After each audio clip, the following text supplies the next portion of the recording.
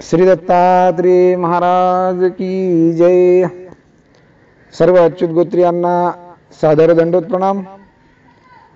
आचार्य श्री भास्कर भट्ट बोरीकर प्रतिष्ठान या YouTube channel मध्ये आपले सर्वांचे स्वागत आहे। बंधूंनो, आज आपला जो विषय आहे तो म्हणजे श्री दत्तात्रेय कवच या स्तुती स्तोत्राचे अर्थासहित विश्लेषण आज आपण करणार आहोत। मार्गशीर्ष मासारंभ झालेला आहे।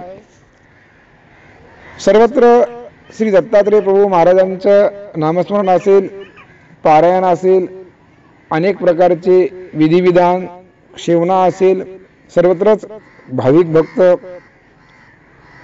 जास्त प्रमाणात करत असतात। आणि याच अनुषंगाने आपण सुद्धा या श्री दत्तात्रेय कवच स्तुती स्तोत्राचे अर्थासहित विश्लेषण करण्याचा प्रयत्न करणार आहोत। याचा लाभ भाविक भक्ताला होईल या उद्देशाने हा उल्लेख झालेला आहे आणि याचा आपण आज अर्थासहित विश्लेषण करण्याचा प्रयत्न करणार आहोत। ओम नमो श्री गुरु दत्तम दत्तदेवं जगद्गुरु निष्कलं निर्गुणं वंदे श्री दत्तात्रेय नमस्तुते। ओम नमः श्री गुरु दत्तम दत्तदेवं जगद्गुरु। ओम शब्दाचा अर्थ आपल्याला अनेक संदर्भानुसार वेगवेगळ्या ठिकाणी भिन्न भिन्न पाहायला आढळतात। इथे मात्र भृगु ऋषींनी ओम शब्दाचा अर्थ करताना सर्वांना मूळ असणारा, सर्वांना कारण असणारा, आदी असणारा ओम शब्द आरंभवाचक, प्रारंभवाचक सुद्धा त्याचा अर्थ होत असतो। आणि असा आदी असणारा, सर्वच धर्म संप्रदायाचा मूळ असणारा, आदी असणारा जीव उद्धारक जगद्गुरु श्री दत्तात्रेय प्रभू महाराजांना नमन करतात। निष्कलम निर्गुणम वंदे श्री दत्तात्रेय नमस्तुते। निष्कलम निर्गुणम वंदे म्हणजे जो गुणाच्या वेगळा आहे, म्हणजे जे तीन गुण आहेत रजतम सत्व याच्या वेगळा आहे, जो कर्माच्या सुद्धा वेगळा आहे, म्हणजे कर्मातीत आहे आणि जो निष्कलंक आहे। आणि असा असणारा हा परमेश्वर अवतार श्री दत्तात्रेय प्रभू महाराजांना माझा नमस्कार असो। आता दुसरा श्लोक आपण पाहू। सुरेशेर वंदितम देवम त्रैलोक्य लोकवंदितम हरिहरात्म भुवंदे श्री दत्तात्रेय नमस्तुते। सुरेशर वंदितम देवम म्हणजे सर्व देवी देवता, सर्व देवी देवतांची संख्या किती आहे? 81,15,09,000 देवता ही सर्व देवतांची संख्या आहे। आणि या सर्व देवी देवता ज्यांचं वंदन करतात, ज्यांची स्तुती करतात। देव शब्दाचा अर्थ दाता, देणारा, उदार। परमेश्वर जीवाला सर्व प्रकारचे दातृत्व करतात, म्हणजे देणारा तो देव। त्रैलोक्य लोकवंदितम, त्रैलोक्य म्हणजे तिन्ही लोकातील लोकाकडून, तिन्ही लोक म्हणजे स्वर्ग, नरक आणि पाताळ। याचा असाही अर्थ लावला जातो की त्रैलोक्य म्हणजे देव, मनुष्य आणि तिर्यंच अशा तिन्ही लोकांकडून वंदितम म्हणजे वंदन केल्या जाते। हरिहरात्म भुवंदम म्हणजे ब्रह्म, विष्णू, महादेव यांना सुद्धा जे वंदनीय आहेत, अशा श्री दत्तात्रेय महाराजांना माझा नमस्कार असो। आता आपण तिसरा श्लोक पाहण्याचा प्रयत्न करू। ब्रह्मलोकेषु भूतेषु शंखचक्र गदाधरं पानिपात्रधरं देवं श्रीदत्तात्रेय नमस्तुते. या श्लोकामध्ये श्री दत्तात्रेय प्रभू ब्रह्मलोकामध्ये कशा पद्धतीने कशा रीतीने विहरण वर्तन करतात आणि श्री दत्तात्रेय प्रभू महाराजांनी कोणती कोणती आयुधे धारण केली आहेत ते सांगतात. ब्रह्मलोकात विहरण करत असताना एका श्रीकरात शंख, एका श्रीकरात चक्र आणि एका श्रीकरात गदा अशा आयुधाचा स्वीकार करून श्री दत्तात्रेय प्रभू महाराज ब्रह्मलोक म्हणजे देवता लोकात क्रीडा करतात. आणि भूतेषु, भूतेषु म्हणजे भूलोकात पाणीपात्र धरम देवम म्हणजे पाणीपात्र म्हणजे दोन्ही श्रीकर हे जयाचं पात्र म्हणजे दोन्ही श्रीकरात भिक्षा मागणे म्हणजे झोळी न घेता भिक्षा आर्याचा वेश धारण करून श्री दत्तात्रेय प्रभू महाराज भूलोकात क्रीडा करतात. आणि अशा त्या परमेश्वराला माझा नमस्कार असो. आता आपण 4था श्लोक पाहूयात. निर्मलं रक्तवर्णंच सुंदरं स्वांगशोभितं सुलोचनं विशालक्षं श्री दत्तात्रेय नमस्तुते. या श्लोकामध्ये श्री दत्तात्रेय प्रभू महाराजांची श्रीमूर्त कशी आहे हे सांगण्याचा प्रयत्न भृगुऋषी करतायत. निर्मलम या शब्दाची साधारण असणारे शब्द जसे की निर्मळ, स्वच्छ, सुंदर. आणि जर शब्दचा अर्थ जर आपण पाहिला तर निर्मलम म्हणजे मलरहित, रक्तवर्णंच म्हणजे श्री दत्तात्रेय प्रभू महाराजांच्या श्रीमूर्तीचा जो रंग आहे तो कसा आहे, रक्तवर्णंच म्हणजे अरक्त गोर आहे, किंचित लाल रंगाचा गोर असा आहे. सुंदरम स्वांग शोभितम सुंदर सुशोभित म्हणजे शोभून दिसणारा असा मनुष्य देह श्री दत्तात्रेय प्रभू महाराजांनी धारण केलेला आहे.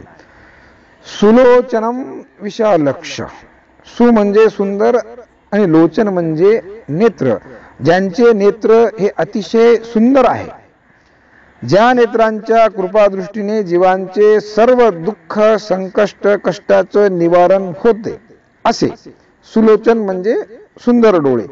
विशालक्षम विशाल असे नेत्र म्हणजे आपल्या सोप्या भाषेत सांगायचं म्हणजे थोडाले समजा मोठे डोळे अशी सुंदर श्रीमूर्त असणारे श्री दत्तात्रेय प्रभू महाराजांना माझा नमस्कार असो. 5वा श्लोक पाहूयात. विभूती शोभितं देहं हारकेयुरराजितं अनन्या करुणाकारं श्री दत्तात्रेय नमस्तुते. विभूती शोभितम देहम म्हणजे विभूतीने म्हणजे त्या राखेने श्री दत्तात्रेय प्रभू महाराजांची श्रीमूर्ती ते देह शोभून दिसत आहे. याचा दुसरा अर्थ असा आहे की विभूती म्हणजे माया आणि ती माया ज्यांचं देह होऊन शोभेला पावली असं. हारके युरराजितम म्हणजे केऊर नावाच्या मौल्यवान आणि अप्रतिम सुंदर असलेल्या रत्नांची माळ. राजितम म्हणजे तेजस्वी अशी शोभून दिसत आहे.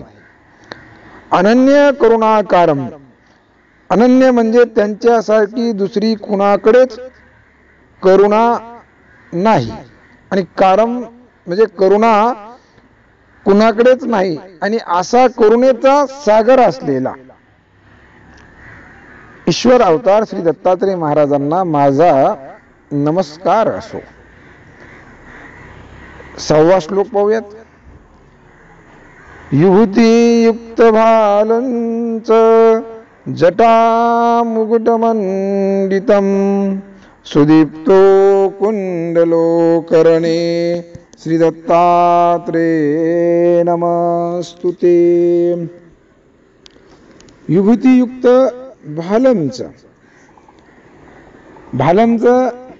म्हणजे भाळ म्हणजे कपाळ.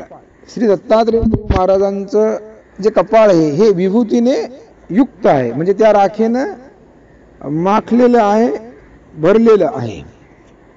जटा मुकुट, त्यांच्या जटा हेच मुकुटासारख्या मंडितम म्हणजे अत्यंत शोभून दिसत आहे. आणि अशा श्री दत्तात्रेय प्रभू महाराजांना माझा नमस्कार असो. 7वा श्लोक पाहूयात. प्रसन्न वदनम देवम भुक्तिमुक्ती प्रदायकम त्वां नमामि जगत्रात श्री दत्तात्रेय नमस्तुते.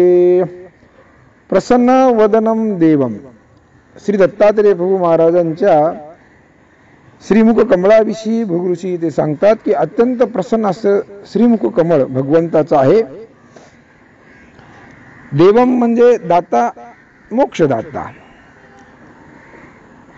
भुक्ती मुक्ती प्रदायकम, आता भुक्ती म्हणजे भोग. हा भोग कोणता? म्हणजे वैभवादी भोग, राज्यादी भोग, मान मान्यतेचा भोग, जसे की शंकराचार्य सहस्रार्जुन यांना प्रदान केलेले ती भुक्ती. आणि मुक्ती म्हणजे मोक्ष, म्हणजे या जन्म मृत्यूच्या दुःखातून फेऱ्यातून मुक्ती देणारा. भुक्ती मुक्ती प्रदायकम म्हणजे भुक्ती मुक्ती प्रदान करणारा. त्वाम नमामि जगत्रात, त्वाम म्हणजे तुम्हाला, जगत्रात म्हणजे जगाचा रक्षण करणारा. अशा श्री दत्तात्रेय प्रभू महाराजांना माझा नमस्कार असो. 8वा श्लोक पाहूयात. राजराजं महाराजं कार्तवीर्यवरप्रदं सुभद्रं भद्रकल्याणं श्री दत्तात्रेय नमस्तुते. राजराजं महाराजं, याचा जर आपण शब्दशः अर्थ जर पाहिला, आपल्याला पहा कुठे आपण ऐकला असेल की राजा हो की राजा, असा वाक्प्रचार आपण ऐकलेला असेल. असा प्रथमदर्शनी आपल्याला वाटेल, पण इथे जो अर्थ आहे तो म्हणजे जगात असलेल्या सर्व तेजस्वी वस्तूपेक्षा अमर्यादित तेजस्वी असलेले. महाराजम म्हणजे सर्वश्रेष्ठ, ऐश्वर्य संपन्न, ऐश्वर्ययुक्त. कार्तवीर्य वरप्रदम म्हणजे कृतवीर्याला वर प्रदान करणारे. सुभद्रम भद्र कल्याणम सर्व जीवजातीचे कल्याण करणारे, भले करणारे, इष्ट करणारे. अशा श्री दत्तात्रेय प्रभू महाराजांना माझा नमस्कार असो. 9वा श्लोक पाहूयात. अनसूयोदरा जातम अत्रिमुनी समुद्भवम विरक्त योगी विज्ञेय श्री दत्तात्रेय नमस्तुते. अनुसूय दराजातम, अनुसूय मातेच्या उदरातून जे जन्मलेले आहेत. अत्रिमुनी समुद्भवम, अत्रि ऋषी यांना पिता निमित्त करून अवतार स्वीकार केलेले. विरक्त योगी विज्ञेयम, विरक्त जनाकडून व योगी जनाकडून जाणले जाणारे.